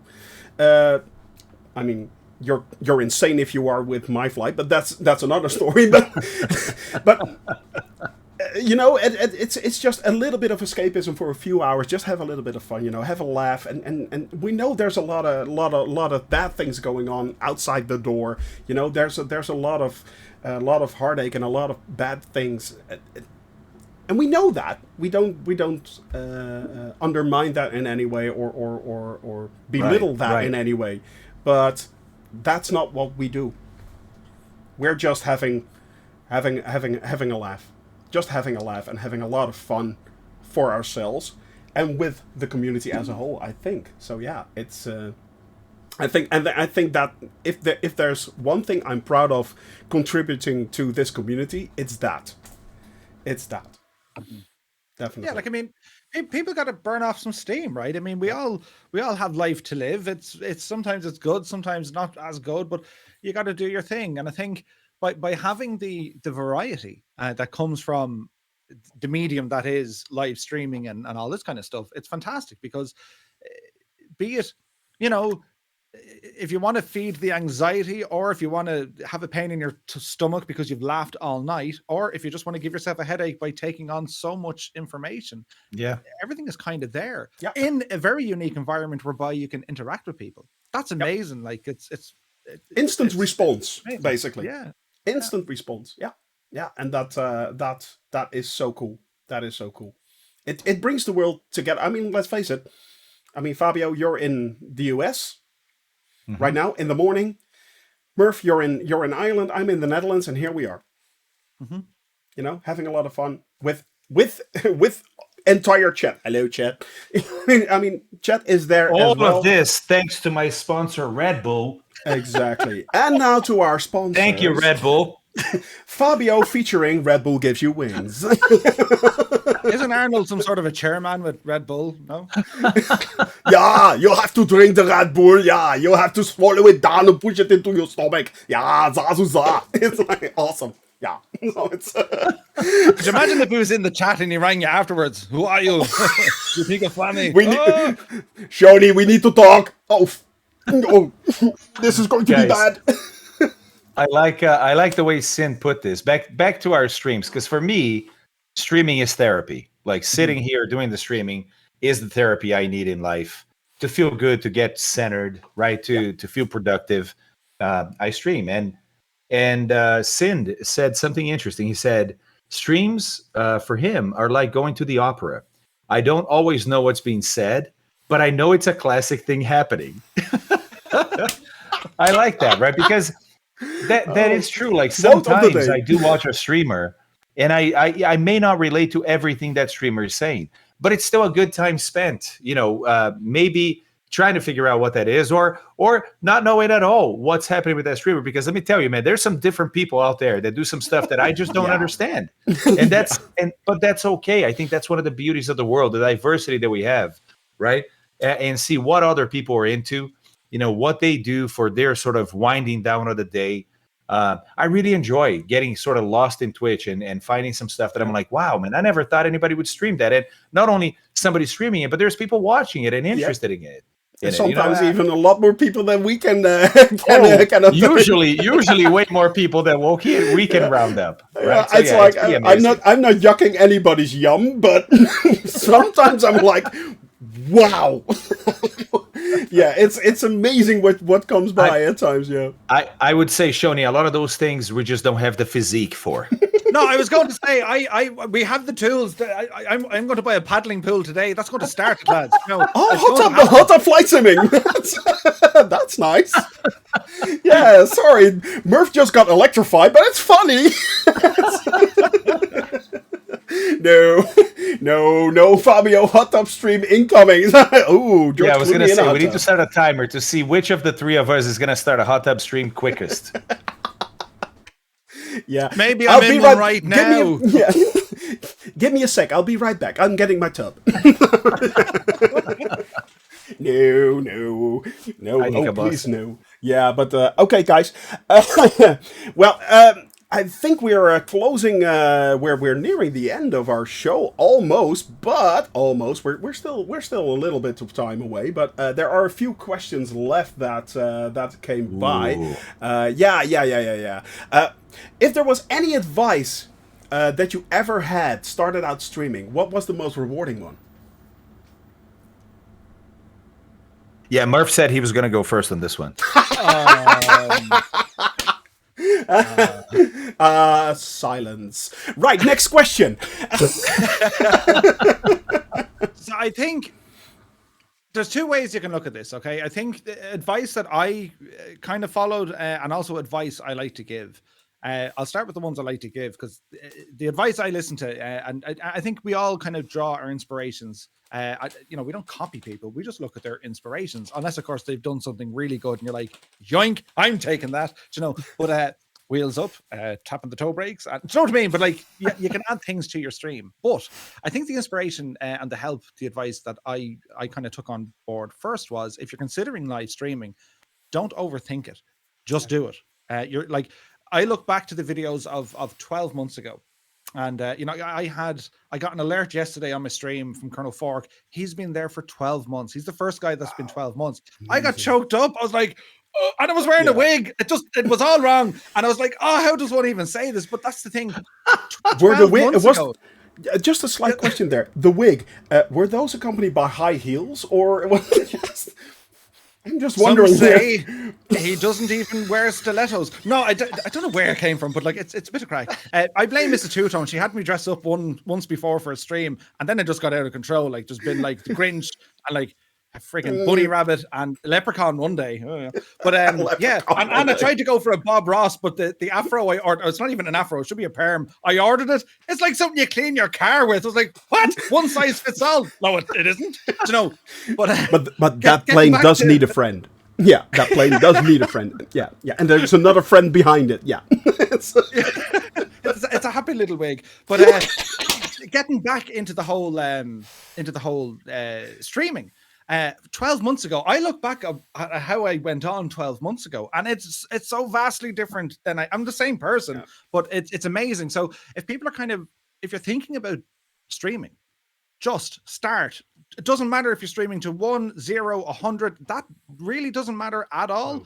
And a lot of people get fixated on the numbers. And I'll be the first to admit, there are times I get real kind of torn up going, oh, why? Why are my numbers only here? Forget it. Put that out the window. Just keep streaming. You'll find your groove somewhere between 6 and 12 months. You're not going to hit the ground running. Don't even think you will, because I promise you, after about 12 months of doing this thing, you will look back and go, who's that guy? Oh, God almighty. How do I know him? So my advice, just start. Doesn't matter if it's good, bad, or indifferent. Just start. Yeah. Fabio. Yeah, what TwoTone said. No, it's right. All right. So, short, sweet. I like it. Yeah. I think the best advice I got was just be yourself, right? Don't be some other character. Don't try to be something you're not. Because ultimately, I think it's going to work both ways or either way. Either you are somebody that people are interested in watching, or you're not. But like something I heard before in my professional career, if you want to fail, if you're going to fail fast. So that's not a viable thing, right? So you learn the lessons you need to learn, and then you can move on to something else. And so sometimes it's not just your personality, it's the way that you're doing your stream, right? And so again, if you're going to fail, you want to find out quickly that that's not a stream that people are interested in watching or whatever it is. So, okay, go ahead, change up the format, right? You don't have to change your personality to change the format of the stream. That's another good thing that I learned early on, right? Is that you can be the same person you are, but have a completely different type of stream than you did before. And so, yeah, I think if you can focus on what makes it fun for you, right, to stream, then if there's demand for that, it's going to happen naturally. You're not going to have to go ahead and do a lot of advertisement or this and that. It's just going to happen naturally. It's word of mouth, basically. It is, yeah, it is. And let me tell you, there's, at least for me, there were some pressures early on to be somebody I'm not, right? To be sort of, put on that sort of a hat the acting hat, and you're Yeah. going to be out there being I this remember character that people want hat. to watch. I Yeah, remember right. that hat. Right. And it's funny because I watch, guys like, for example, Mark Rober on YouTube, a guy that's exploding on YouTube. He's the guy that he puts out a video nowadays, and it's surprising if he has less than like 40 million views, Yeah, right? It's bizarre. amazing. But then I look at his early videos, and it's funny to see how like it's the same guy, but he's a lot more contained because he's not confident, right? Early on, he's kind of talking a little bit, hey, so I did this today, and maybe you guys want to check this out, as opposed to just, and again, it's not that he put us on a character. He just, now he feels free to be himself. So he's a lot more energetic nowadays, a lot more engaging. And I think a lot of people are engaging. They are energetic. They just feel a little frightened when they are in front of a camera, in front of a microphone.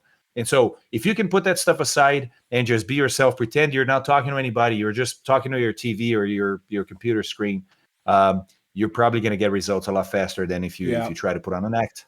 I agree. I completely agree with you both. And the advice I got, actually, I before I started streaming, I watched a few variety streamers. A big one actually called Co Carnage, who was really cool. He plays a lot of games and different stuff, and also creates a community like he builds his. Guilds basically in MMO, so it's more like that. And he gave me the confidence actually to start streaming. It was like, well, if he can do it, why can I do it? And the only thing he said, which I picked up, is consistency. Funnily enough, both on what you said, you guys both said, but also consistency.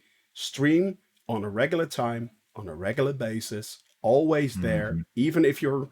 If you're down and you're out and you're in a bad place, don't stream. It's basically don't stream, but because you will portray that to the audience and to everyone, and you won't have a good time anyway. But other than that, try to stream as consistent as you can. Always stream on the same days. You don't have to stream every day because you may burn out or something like that.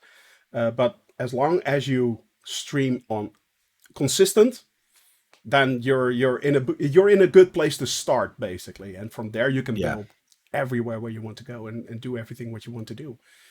So I'm not going to do what he does because he streams like 16 hours a day, but it's like, that's a bit much. Maybe don't do that. maybe don't passive aggressive. Maybe don't do that. But it's I mean that is the thing that I got most of all. So yeah, guys, great answers, all great answers. If anyone wants to start out, those are the things you really should look for. Be yourself, make sure you have fun and communicate with the community. And don't start streaming now. Exactly, just do it. Not to quote Nike, but yes, I'm sponsored by Nike. Just do it. So, there's my quote. But yeah, that was a missed really opportunity. Hang on a second. I should fill this up with Red Bull.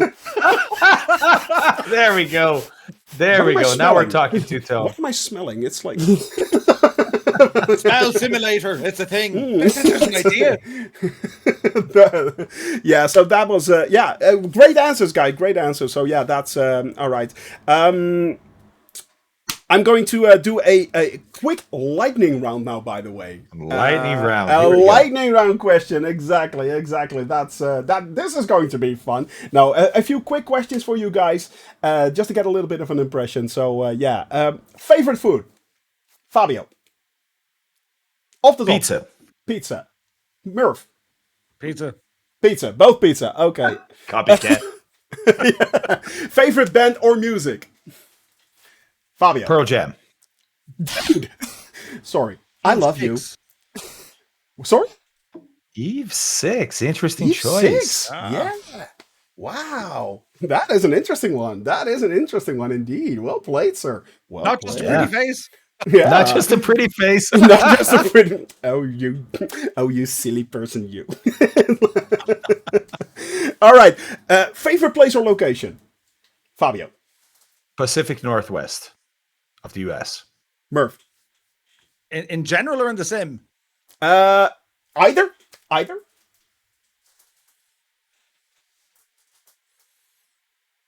That's got to be Canada, British Columbia. Oh, yeah, that's a Oh, nice area. interesting. That is a nice area. Interesting.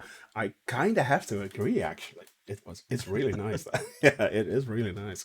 Yeah. Morning or evening person, Fabio. Morning. Definitely.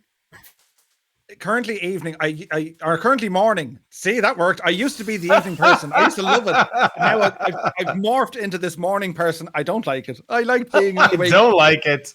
I like being up all night. You get all your inspiration like 2:00 in the morning, and now it's like, no.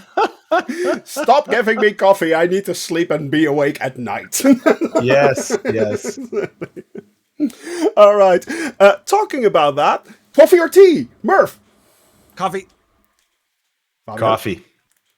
Sirs, I salute you. Definitely. Man of my heart. Thank you very much. Yes. Favorite movie quote, Murph? I'll be back. Oh, Fabio? you said movie quote. I'd have a quote, but it's not a movie quote, unfortunately. Okay, but a quote. Wait, in let me general try. sense. Let me try a movie quote. Oh, okay. Well, just because I think timing dictates this, you can be my wingman anytime.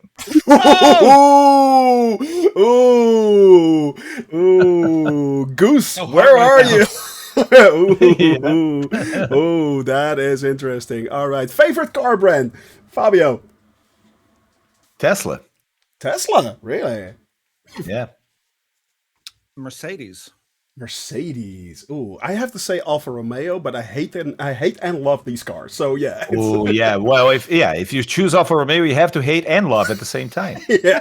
We love Yes, it. that's true. Yeah, actually, they're always broke, but they drive great. They're awesome to drive. Exactly. When they work, always they're work. amazing. Yeah, when they work, exactly. That is exactly true. When they work, yeah. All right, dog or cat person, Fabio. Oof. Dude, that cat just walked by here. And you're going to make me say dog. Yes. Sorry, cat. Sorry, Murph. Dog, definitely. Definitely dog persons. All right, all right, all right. Favorite plane, Fabio. Ooh. Just one? Okay. P-51. P-51. Nice choice, but nice choice. Murph. C-47. Mrs. C-47. Tone. For shame. For shame. All right, guys. That was pretty awesome. When are you going to stream again? Last question. Fabio. Oh, tomorrow. I have a stream tomorrow starting at 1200 Zulu. There you go. And Murph. Back on Monday night at 1900 Zulu. We're on YouTube on a Monday night. We're doing the 7 Wonders of the World. We're going to, where are we going to? Oh, we're going to Brazil, Fabio. Oh, hello. Hey! There you go. There you go. Now, there is no such thing as a coincidence. Talking about cats, I mean, I think you've just been assaulted. Yeah. The cat is she needs some taking its... attention. She's taking her revenge. Dog person, huh? Sure. Yeah. Yeah, we'll see about that. But that's awesome, man. That's awesome. The wonders of the world. Which wonders are you going to visit in Brazil, actually? I think you're flying over Rio? Yeah, we're going to Christ the Redeemer. So we actually have custom scenery built for us for the sceneries that aren't included in the sim by Jeppesen, nice. 2001. So he's after building Petra and also a good quantity of the Great Wall of China. So that's going to be cool to check out. Awesome. Nice. Oh, that is cool. Is that just... Can anyone download that? Or is that just specific for your channel? Yeah, no, we're gonna release it. So and it's Awesome. all free, you know. So Flight it's Sim all free. 2, I'm guessing. No, shameless plug here because I'm shameful. TwoToneMurphy.com, sponsored by TwoToneMurphy.com. TwoToneMurphy.com. There we go. Exactly. No, you're quite right. Two-tone. You're quite right, my friend. No, excellent.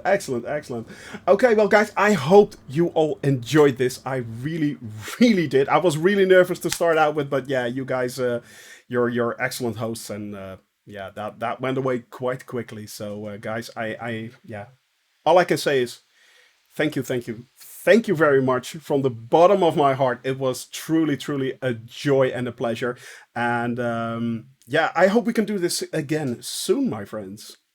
Absolutely. It was that was a lot of fun, Shoney. Thank you very, very much indeed. A huge shout out. Thanks to Fabio, and thanks to all you guys for hearing the chat. It's the numbers were mad, man. And to listen to us. And I reckon, I just had another idea. Do you know the way I get ideas? So if we were to conceive this sort of a hot tub stream, I figured it out now, right?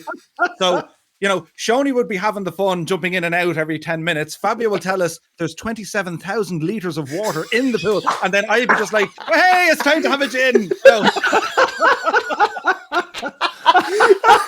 The actual thing is, that is exactly what would happen. That is on the nose. That is on the nose, guys. Oh, good Lord. Oh, good Lord. That is hilarious. That's absolutely hilarious. All right, my friends. I as I said, I truly enjoyed this. Now, of course, we are going to have the release of the update coming on the 29th, not the 27th, but the 29th. After that, I would love it if you guys were able to discuss it one more time with me and then see what the updates were. So, and from there on, well, we're going to see if we can talk to a lot more people in the business with SimTalk. Your thoughts? Final thoughts?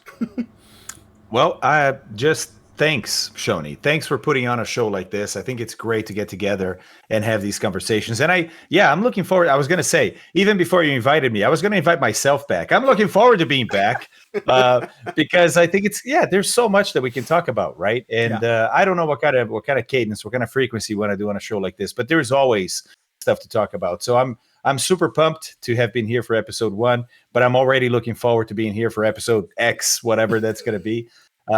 Thanks to TwoTone, of course, for being here too. Thanks to Chat. Chat was super nice today. We had great interactions. Mrs. TwoTone is out there taking care of TwoTone, taking care of us, really. She does an amazing job too.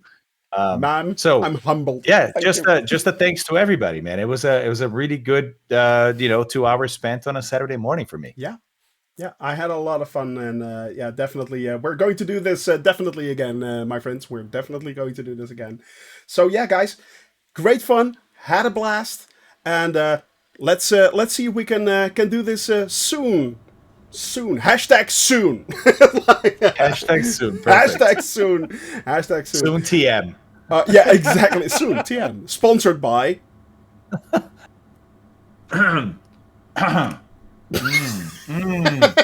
Delicious ice cold Red Bull.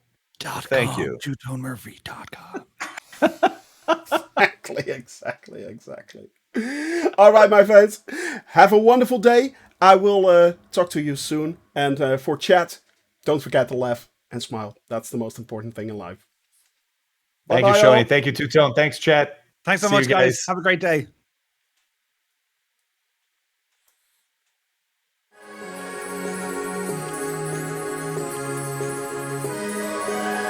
All right.